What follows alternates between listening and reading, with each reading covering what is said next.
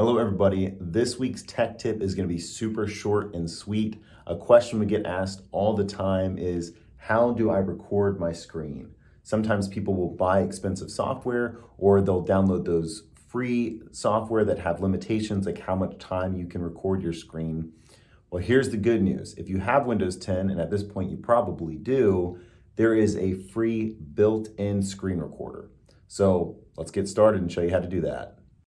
All right, so this is actually a screenshot of what happens when you hit Windows G.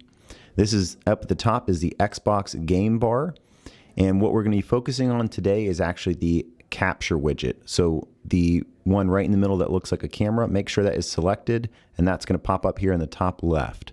As you can see, the third one over is a little record button. So you can actually use this built-in screen recorder to record your screen as well as the audio in case you want to do a tutorial. I use this very often for training new employees, so that way it goes into our SOPs. It's a really, really nice built-in feature of Windows 10. Well, like I said, short and sweet. I hope that's helpful, and we'll see you on the next one.